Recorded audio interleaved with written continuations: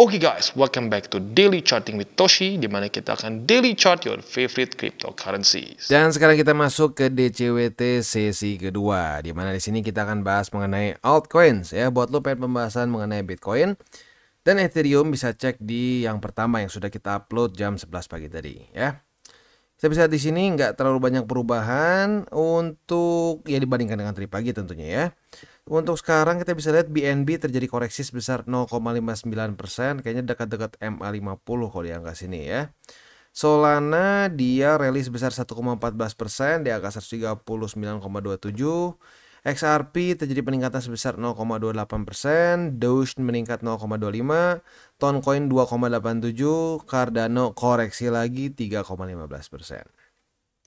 Overall ya dibilang ada pergerakan enggak juga sih ya, tetapi ini nih mungkin yang pengen gue highlight adalah kita 2,5 hari lagi lah menuju ke halving ya. Nah, ngedam nggak? Ya gini, kalau menurut gue pribadi sih dari data-data yang kita lihat sebelum-sebelumnya, potensi ngedam sih ya paling 1/4 sih, cuma sekali yang ngedam yang lumayan signifikan gitu. Sisanya sih kalau sampai terjadi koreksi pun nggak terlalu ekstrim gitu ya. Maksudnya nggak akan tiba-tiba 10% minus atau 12% minus ya. Tapi ya berarti probability-nya 1/4 aja gitu. 25% kemungkinannya terjadi dump ya.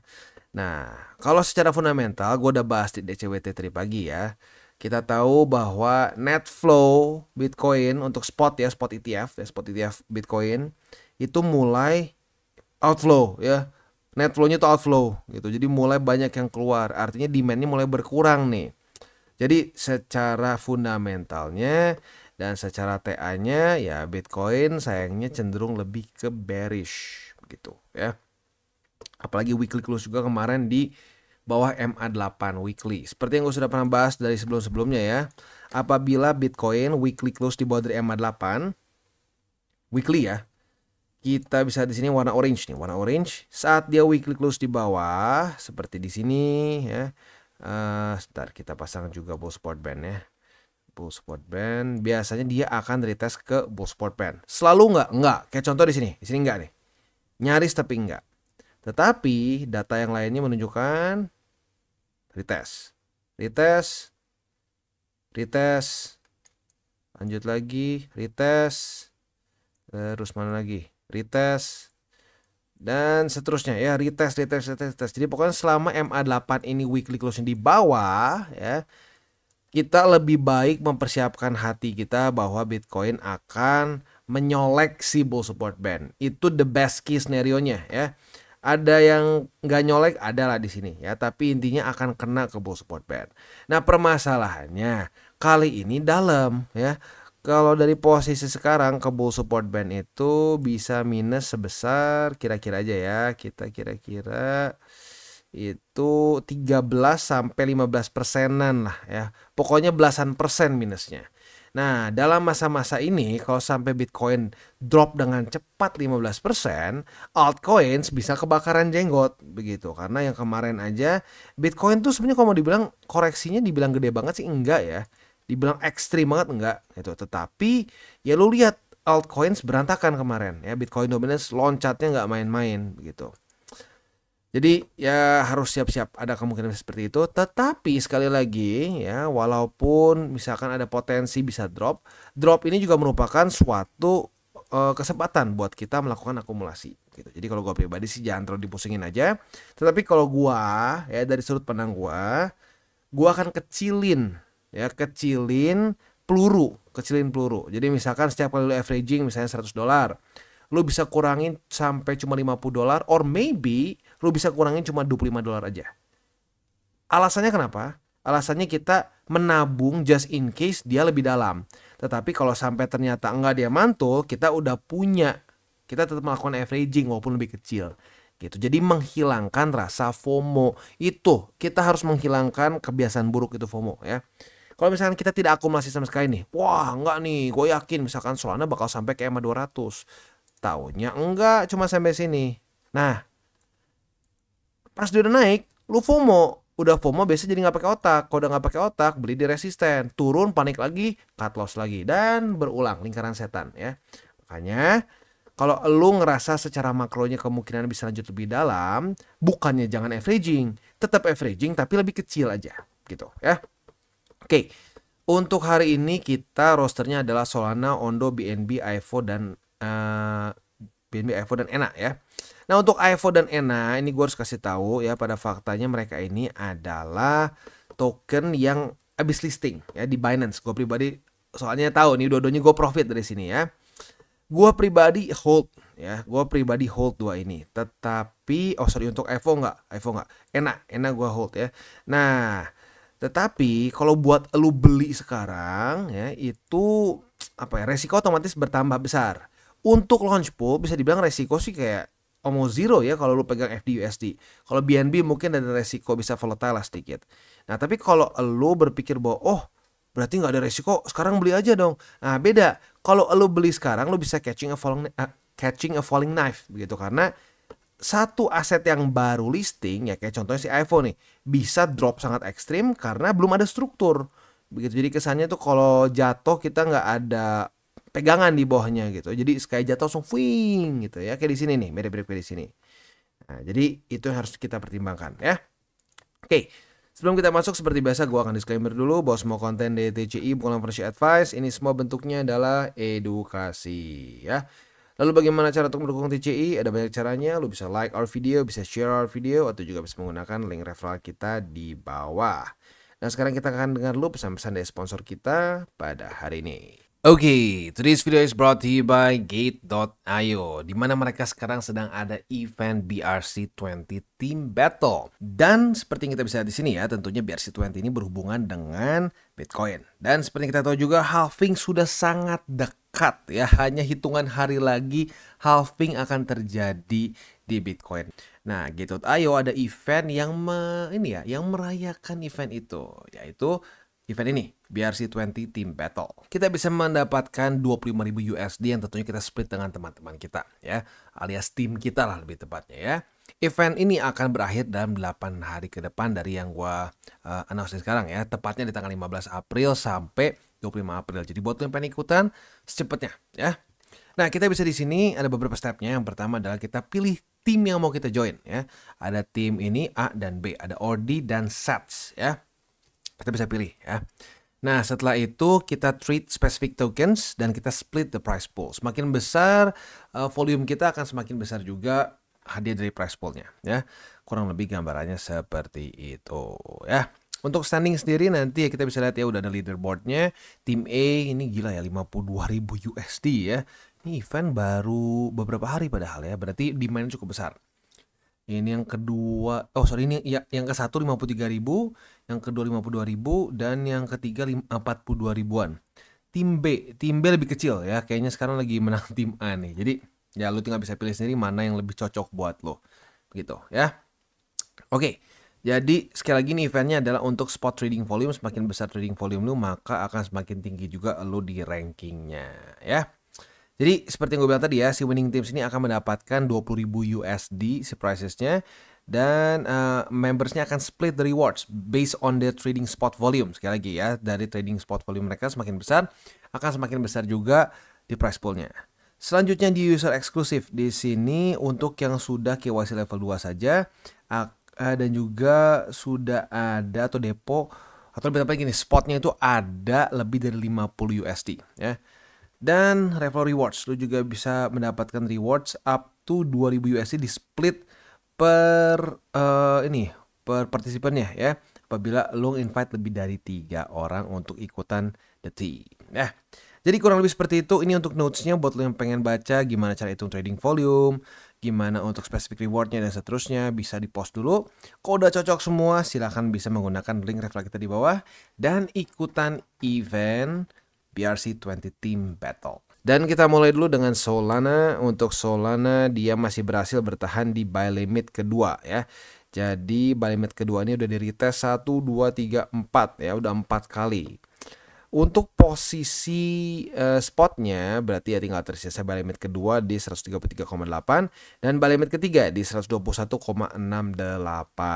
Itu untuk posisi spot di Solana. Untuk posisi futuresnya apabila sebenarnya posisi long udah dapet ya kemarin di sini. Tapi buat yang ketinggalan, retest 1 kemarin terjadi lagi di tanggal 16. Hari ini terjadi kedua, kita bisa buka posisi long dengan target TP di 144,14. Untuk posisi shortnya tinggal kita balik saja logikanya. Retest 1, retest 2 di 144,14. Kita bisa buka posisi short dengan target TP di 133,8. Itu setup untuk di sana. Next kita geser ke Ondo. Untuk Ondo ini salah satu yang paling gila sih dia bertahannya ya. Lo bisa lihat sendiri di sini. Dan kalau bisa dibilang dia tuh abis ini ya. Dia tuh abis launch dan masih momentumnya kuat banget ya. Gila juga sih jujurnya ya. Untuk sekarang sayangnya buy limit pertama tembus itu. Tapi dibandingkan dengan alts yang lain ini salah satu yang paling oke. Karena kalau kita cek dari week tertingginya itu cuma baru minus 20%-an ya. Untuk alts bagus banget ya, untuk alts bagus banget. Tapi buat dibandingkan BTC masih lebih not that bad ya. Jadi kadang-kadang gini, orang banyak yang berpikir, oh begini berarti dia dropnya pasti lebih kecil daripada BTC. Tapi dia nggak pernah ngecek pakai tool ini nih. Pas ditarik, oh ternyata masih lebih gede ini. Nah, jadi ingat, walaupun secara struktur bagus Ondo, tapi secara drawdown lebih gede daripada BTC ya. Oke, untuk buy limit kedua di 70 sen atau di EMA 50. Buy limit ketiga di 61 sen ya. Itu untuk posisi spot di Ondo. Untuk posisi futuresnya retest 1, retest 2 kemarin sudah kena target TP di EMA 20. Kita sudah mengantongi profit sebesar 11,10%. Asik banget ya, cuma nunggu 1 hari aja langsung kena target TP-nya 10%-an. Wih, asik. Untuk posisi longnya sayangnya EMA 20 jebol, jadi ya belum ada setup untuk posisi longnya ya. Jadi itu kurang lebih untuk Ondo. Next kita geser ke BNB. BNB kemarin daily close di bawah dari MA50. Waduh. Ini sedikit menegangkan nih buat BNB ya. Untuk posisi spot berarti tinggal tersisa di ketiga aja, di buy limit ketiga di 522,4. Itu untuk posisi spot di BNB.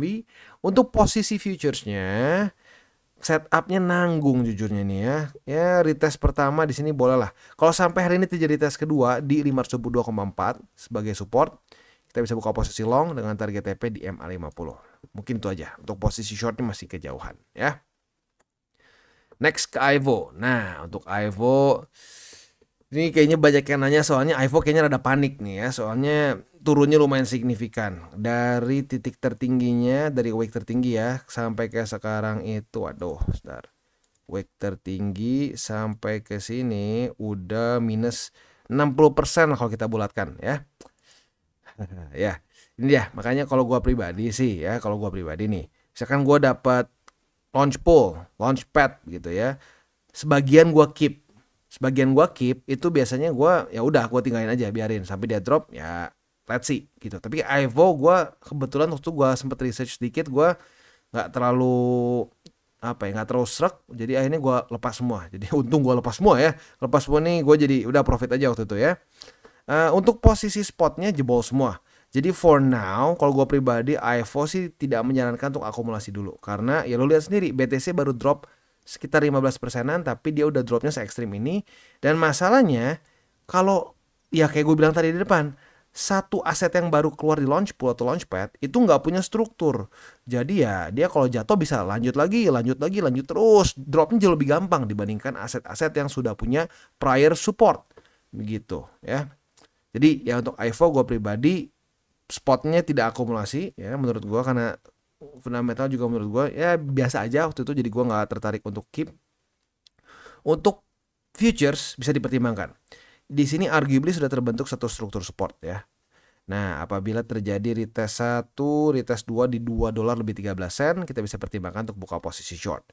Nah posisi shortnya bisa di 1,58 atau bisa juga di sini ya.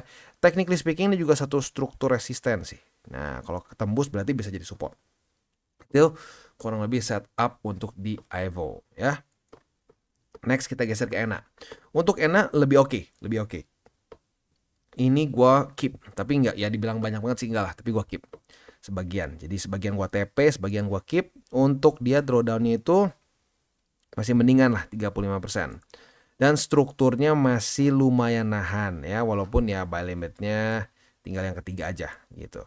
Untuk posisi futuresnya kita bisa lihat di sini retest 1 kemarin terjadi, retest kedua juga udah nih ya. Berarti kita sudah punya posisi long dalam keadaan profit sebesar berapa nih? Kita coba cek. Waduh, kita coba cek di sini. Oke, ya. Oh, lumayan ternyata. 2,31%. Nah, target TP-nya di mana? Sebenarnya udah kena target TP-nya kalau kita mau ngomong ya, karena strukturnya tuh di sini. Struktur supportnya. Struktur supportnya langsung jebol sih, tapi ya bolehlah buat target TP. Buat elu yang sama SOP-nya kayak gue, berarti ya sudah profit sebesar 7,97%. Asik ya. Itu untuk posisi longnya. Posisi shortnya kalau besok daily close-nya masih di bawah dari $1 lebih 5 sen lah, ini kita bulatkan ya. Nah, kita bisa limit posisi short. Retest kedua kebuka posisi shortnya, target TP-nya di angka 97 sen ya. Itu kurang lebih setup untuk di ENA. Sekali lagi gue ingatkan, kalau gue pribadi ya saat ada satu aset baru launchpad ya atau baru launch pool, kalau masih baru ya, baru beberapa minggu atau beberapa bulan, kalau gue pribadi sih mendingan nunggu dulu, nunggu sampai dia kuat nggak strukturnya. Kalau dia mulai terbentuk struktur dan cenderung membuat higher high dan higher low, nah itu kita bisa pertimbangkan untuk mulai akumulasi spot. Tapi kalau masih baru gitu ya, masih ada potensi kayak begini gitu ya, baru beberapa minggu, belum cukup lama ya, strukturnya belum kuat, bisa hancur gitu ya. Jadi ingat itu juga buat lo yang masih baru gitu. Jaga lilin oke nggak? Sebenarnya gini, kalau lo jaga lilinnya launch pool atau launchpad itu asik banget dan bisa dibilang nggak ada resiko. Zaman sekarang banyaknya itu launchpad atau launch pool itu bisa pakai USDT. Jadi resikonya tuh very little ya. Apalagi launch pool. Launch pool lu bahkan sama sekali nggak ngeluarin duit gitu. Asik ya. Nah, tapi kalau lu jaga lilinnya lu beli gitu ya. Itu waktu kebuka tuh lu bisa aja dapat pucuk malah gitu ya. Karena lu panik, wow, klik, ujung-ujungnya lu beli di pucuk turun. Nah, itu serem. Jadi kalau gua pribadi sih nggak terlalu menyarankan lu nungguin nih 3, 2, 1 klik buy gitu. Wah, taunya buy-nya nggak di sini, buy-nya malah di sini ya, malah di pucuk. Bukannya jadi good buy malah jadi bye bye begitu. Jadi ya hati-hati. Kalau jaga lilin, gue pribadi lebih prefer lu ikutan launchpad atau launchpad, jadi lu langsung dapat dari bottom.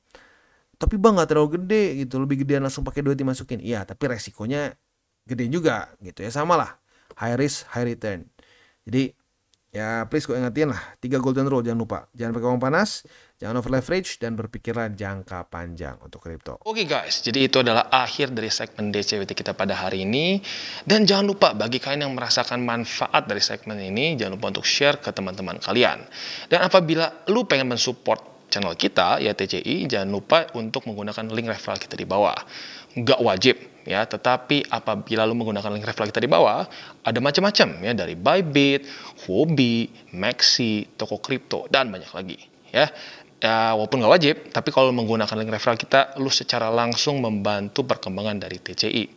Dan satu lagi, jangan lupa juga untuk join Telegram group kita, di mana kita bisa ngobrol-ngobrol santai mengenai dunia cryptocurrency secara 2 arah. So, jangan lupa untuk like, subscribe, klik the bell icon, and see you on the next video.